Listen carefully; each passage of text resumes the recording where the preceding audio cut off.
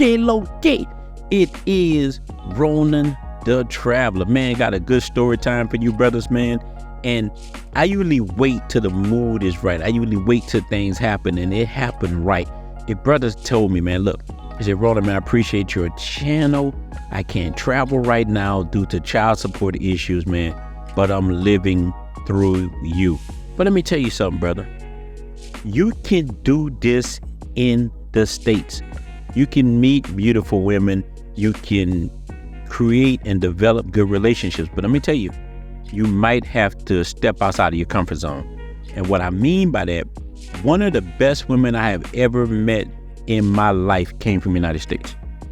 But she was a foreigner, a Moroccan to be exact. So feminism wasn't in her like that, because I'm not saying there's not feminist Moroccans, but she wasn't one. She was old enough she had got past that. Feminism now that we seeing, this stuff is blowing up now, and it wasn't like that. So let's get to it, brother. Look, I go into one of the local little grocery stores in my neighborhood. I ran out of liquor. I walk in there, and to my left, I just see a angel, man. Beautiful. I turn around like, damn. And she's so pretty. I'm thinking she's a Latina. And you know how we do with them Latinas, man. She looking good. The woman was curvy, looking good. I go down the aisles. I'm getting my liquor, getting my little stuff I need, my meat. And like, man, I'm like, okay. And look, by the time I get to the checkout line, the one on side of her is empty. So the manager's like telling me, hey, you can go right here. Nah, get the hell away from me. I'm good. I'm going to stay right here. And I know you sure. You can come. Man, get the hell away from me. Let me do my thing. So I stayed in that line till I was able to see her. She's like, how you doing today, sir? Oh, I'm doing really good now. I see your beautiful smile. I told her, man, you're breathtaking. Look, one thing about me, I am a cold approacher. Dudes my age, we grew up, we didn't have the internet. We had to have game, quote unquote. I don't even know how dating coaches now make it. I guess they live off of the younger guys, because man, most dudes, man, we had that. We grew up with that. We didn't have the internet like that. We had to walk up to women and talk to them. So I'm still a person like that. I got a video talking about the origin stories of how I got like that. Woman hollered at me before and I ran, and my uncle them got on. My uncle and Pipe was my fairy crackhead godfather, man. This is actually a good story. So I'm gonna probably put that in the description. But look, after me playing with her, I walked out. And within a 2-week radius, I came back in the store at least every other day. And I will play with her. And we got to get on first name basis. Told me her name was Fatima. And I'm like, man, Fatima, man, I just play with her every time I see. Like, anybody know me would tell you I'm like that. I'm very flirty, man. I flirt with her. And I took 2 or 3 weeks off from not going to see her. Once I baited her in, that's part of the game, man. I baited her in like that. She got used to me giving her a little validation. Then when I came back after 3 weeks or so, she was so happy to see me. She was like, I was wondering what happened to you. I didn't see you. I was wondering if you was all right. Oh yeah, man, I was all right, just busy. Out here grinding. I said, but listen, if you don't mind, I like to take you out to get some coffee, Miss Fatima. She smirked at me with these beautiful eyes, man. Look, Fatima had this olive complexion, man. Very gorgeous, straight, long black hair, man. Just, woman was, whoo, she really was breathtaking. She was like, sure, I would do it, man. I'm good. I said, look, let's go to Barnes & Noble on this day. 2 or 3 days later, man, we met in Barnes & Noble. And we get in there and we just talked. She told me her whole life story about growing up in Marrakesh in Morocco. And she told me how her family married her off when she was 17 to a guy named Emir. And she went from Morocco to like, I think Lebanon or one of these places. Then they landed in New Orleans, and he was throwing them things on her, all the time. And every time, he was a very jealous guy because he was older than her. When they got married, she was 17, he was 28. So he had some years on her. And old boy would throw them things on her. Anytime that he could, he would, according to her, I'm not one of these believe all women type dudes, so I don't really know. But look, after that night, man, we kind of became inseparable. She ain't give it to me right away, but boy, me and her got closer and closer, start eating out every night, doing things and spending time. And one night, man, I tell you, man, I got lucky with her. Now, this is the weird thing, man. Look, I got lucky with Fatima. Fatima tells me, hey, I want to cook you something. I want to make you a Moroccan dish. And I'm like, okay, all out of the blue. Look, we get to the house, and I get to the house. She had cooked a Moroccan dish, man. It was very good. You know, I come bearing gifts. I come in there with my Jameson and my Ciroc, and I bought her some wine. We enjoyed the meal, and we're drinking. And that night, after all that time, I want to say it took me like 6 weeks to get the draws. And here's the thing, man. Fatima was a fucking freak. Man, these ladies be freak, man. Dudes don't know what they missing. You got to be a boss, man. Go holler at these chicks. Have confidence, run up on them.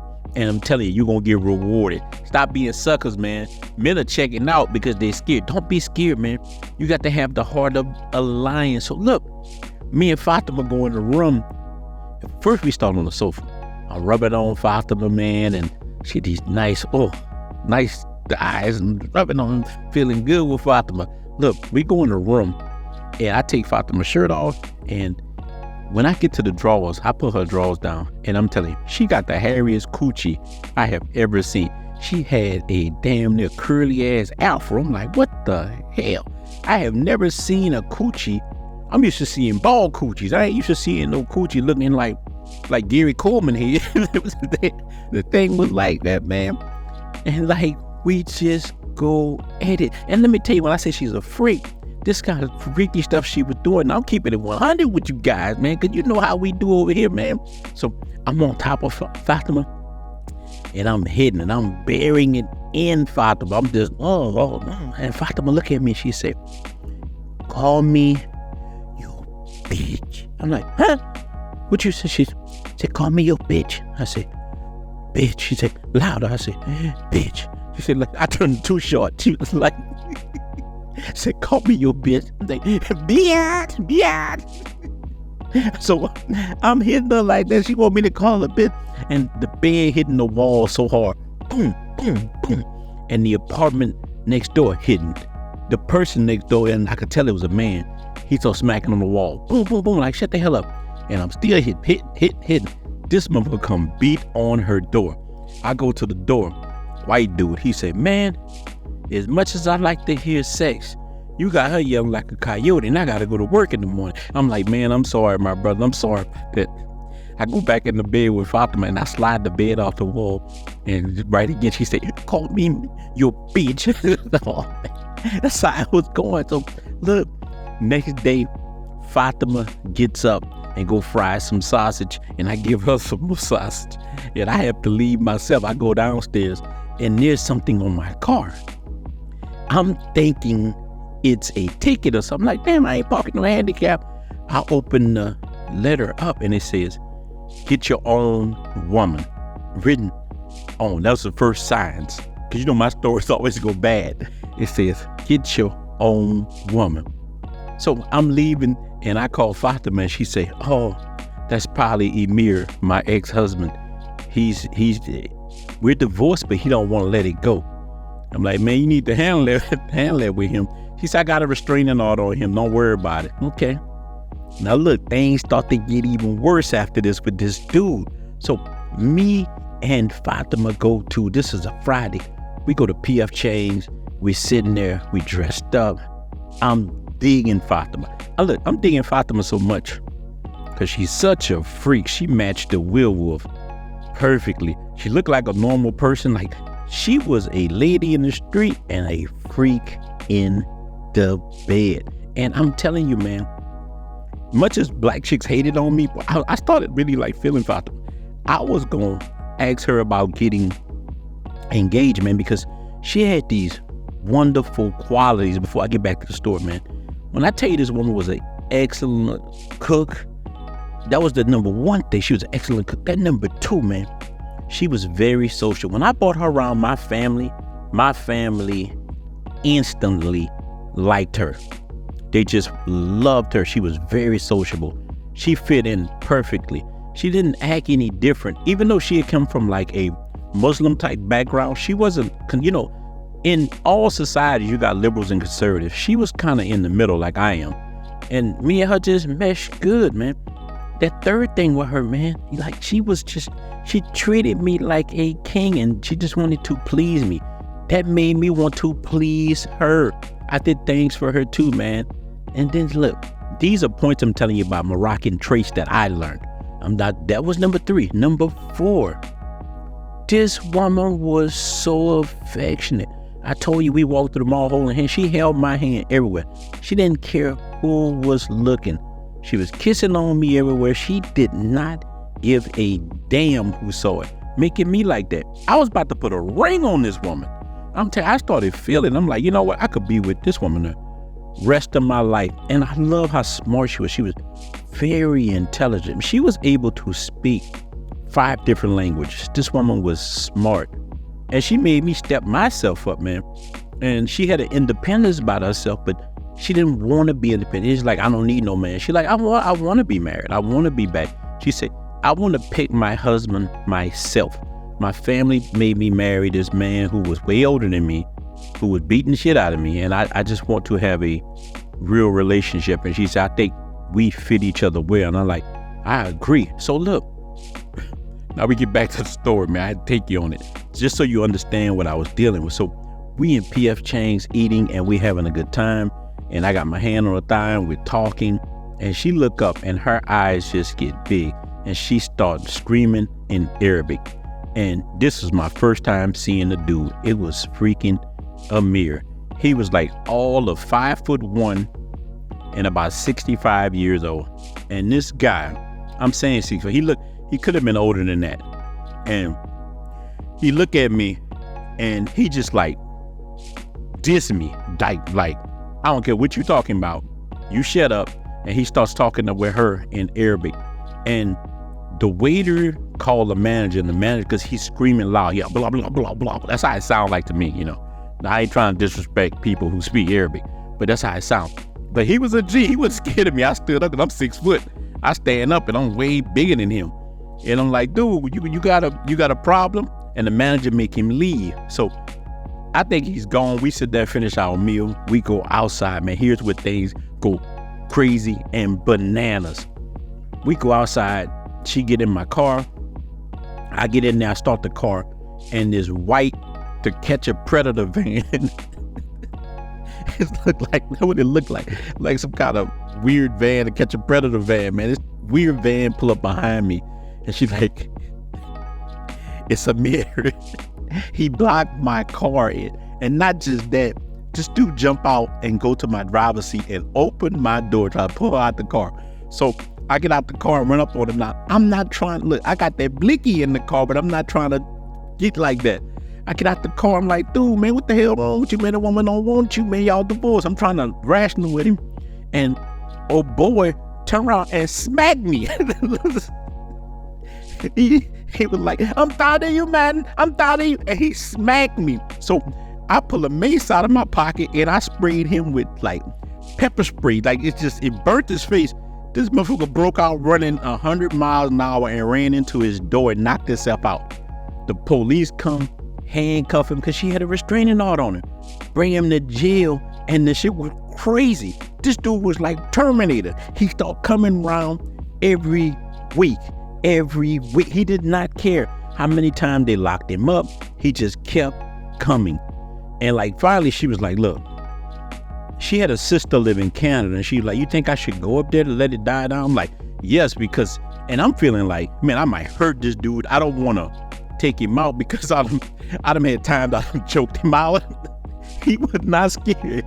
One thing I'm gonna give Amir, he was not scared of no dude. Look, I done choked him out before. Pepper sprayed him. He was like Terminator 2. He was fighting for Fatima. He wanted Fatima back so bad. And look, I'm not type of dude that gonna be fighting you for no woman, man. I'm like, there's too many of them, man. I'm like, no, I ain't dealing with this. I'm not that. I am the man who will fight for your honor. No, that ain't me. I'm like, man. So she like, look, maybe I need to go stay with my sister for a little while in Canada just till this stuff died. I'm like, man, I think that's a good idea. So she go to Canada, and here's how the whole Dominican Republic thing takes place. She go to Canada, and I start like, I ain't trying to not hit nothing. So I start going on dating sites, messing with women, and I met all these weird chicks. And that's when my boy and them talking about traveling to the Dominican Republic. And I went to the DR, and the rest was history. I went to Santo Domingo, and I'm sleeping with so many women. I don't even worry about Fatima. Now, I still talk to Fatima to this day. She came back to Louisiana, got her stuff, moved to Canada. And I'm going to tell you something, and this is real talk. In my relationship that I have now don't work, I'm going to give Fatima ass. I'm going to move her to DR with me. And that's real. I done already she's in college, not getting herself straight because she got married so young that she never had went to college. So now she's in college. Fatima now she's like 37, 38 years old, man. And 37, 38. I know she got to be close to 40 herself right now. And she just was a great woman, man.